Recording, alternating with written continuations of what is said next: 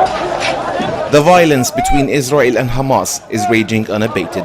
For residents of the Gaza Strip, that means their already heavily controlled lives are again under threat. Today, a few minutes after I left my home, an airstrike hit our building. It caused a powerful explosion, which I'd never seen before. Israel launches these powerful strikes, not only for the sake of demolition, but also for the sake of killing. The scale of destruction is very large, and civilians are always the victims. Today, in most of its airstrikes, Israel does not give any warnings to residents to leave and evacuate the area. The Palestinian Ministry of Health says there's a significant shortage of medical supplies and equipment in the territory, and treating the swarm of injured Palestinians is becoming impossible. Ambulance crews have been targeted in Israeli attacks multiple times, and Beit Hanun Hospital in northern Gaza has been forced out of service. There is a clear intention by the Israeli occupation forces to target civilians as a punishment against them while exercising their right to defend themselves and recover their land. Israel has committed war crimes for which it must be held accountable. There will be no talks about a ceasefire as long as there is escalation aggression against our people. Our focus is currently directed at the battle.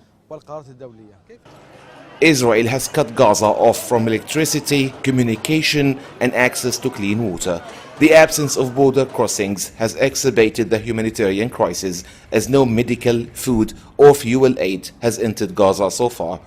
The sole operational crossing, Rafah crossing between Egypt and Gaza, was also forced to close today after parts of it were targeted by Israeli airstrikes.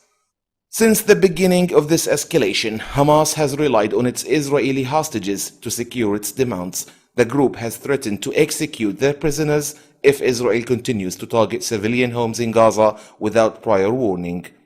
Israel has maintained its attacks at the same intensity and even escalated them, especially in the densely populated and strategically important Al-Rimal neighborhood located in the heart of Gaza City. Netanyahu is trying to turn the image of defeat he received into an image of victory by committing massacres, killing children, and demolishing homes. We will always remain steadfast, and these Israeli policies will not weaken our people, because we have a just cause.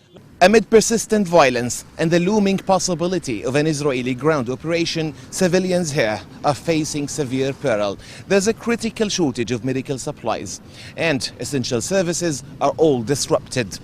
To exacerbate matters, a ceasefire agreement between Israel and Hamas remains elusive. Nizar Sadawi, TRT World, Gaza.